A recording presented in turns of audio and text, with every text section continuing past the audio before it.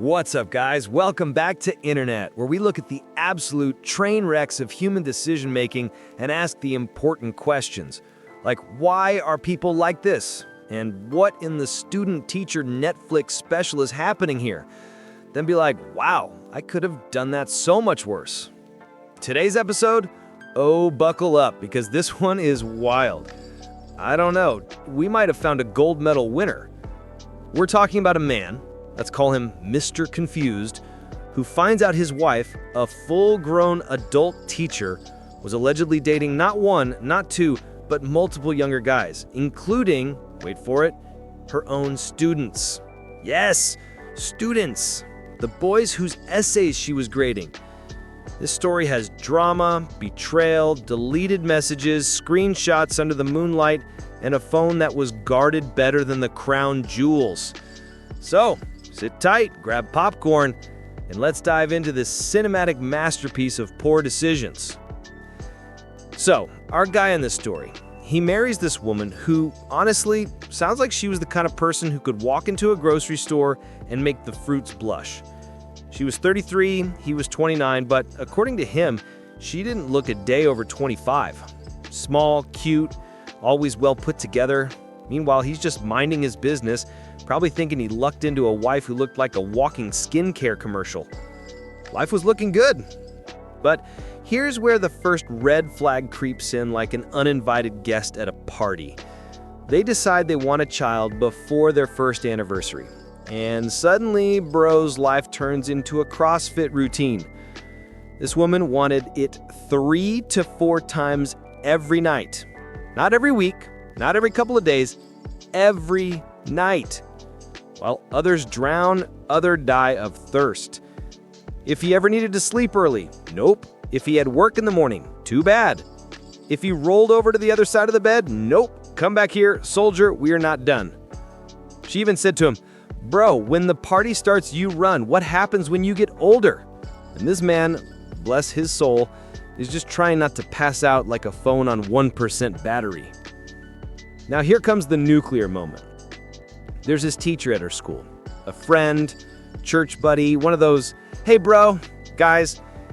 He pulls our guy aside one day and says, look, I don't really know how to tell you this, but your wife might be dating one of her students. Excuse me? Run that back? But he wasn't even done. He said people at the school had been whispering about 2 particular boys who were, and I quote, fighting over her. Bro, 2 students fighting over the same teacher? This isn't a school, this is season 7 of some forbidden Netflix show. So, naturally, our guy goes home, confused, angry, scared, and asking himself if he's living in a high school drama written by a drunk screenwriter. He confronts his wife, respectfully, and asks about the fight. Her response? Oh, so they couldn't keep the gossip to themselves. Why are these people trying to destroy me? No explanation, no denial, just defense mode level 9000. And this, my friends, is when our guy's detective brain activated. He starts watching her phone habits. And you know how guilty people guard their phones like they're hiding the last slice of pizza? Yeah, she was worse. Sleeping with it under her pillow, taking it to the bathroom, taking it to the kitchen, taking it to wash clothes, probably would have taken it to the altar and asked the pastor to bless it. Even when she showered, she was blasting loudspeaker music to cover the sound of notifications. Bro, if you need a playlist to hide your secrets, you're doing too much. But then, one day, the universe decided to give our boy a gift. He watches her type her password. Boom! He gets it. Ladies and gentlemen, our boy has successfully unlocked side quest Entering the Phone of Secrets. Now here's where the story goes full cinematic. One night, she's deep asleep, dreaming of, well, probably not her husband. He slowly, carefully, gently slides the pillow to reach the phone. But oh no, she wakes up like she heard the FBI at the door. She grabs the phone, moves it to the other side of the pillow like it's a newborn baby, and goes back to sleep. So he waits. And fate, sweet fate, finally gives him a moment. He gets the phone. He steps outside into the night, sits under the cold dew at 1 a.m. and scrolls. He has unlocked Pandora's inbox. First chat. The keyboardist at their church, a 22 to 25-year-old dude. The messages? Deleted. But not fully. You can see the outlines, the replies, the context. You ever see someone delete messages but forget that the other person's reply ruins everything? Yeah, that's exactly what happened. It was very obvious they weren't talking about Bible study. Second chat. Some new guy, we shall just call him Random Guy. This man was just another random 20-something, and she was slowly reeling him in like, "Hey, stranger, you come here often?"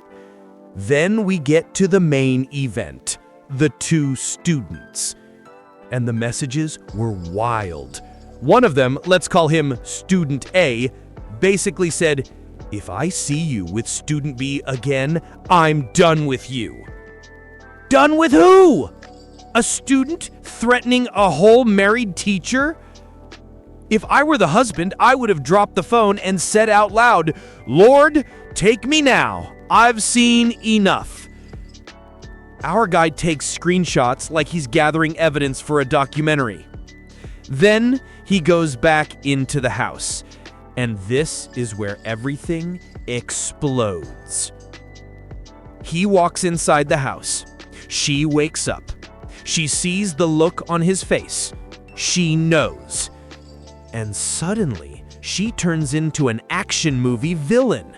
She starts yelling, screaming, throwing accusations, crying, making noise loud enough for the neighbors and the ancestors to wake up.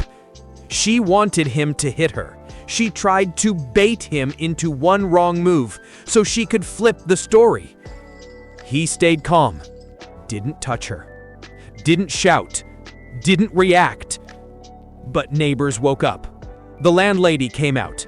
It became a spectacle. And guess what she does next? She starts running around telling everyone, "He abused me, he beat me, I'm a victim."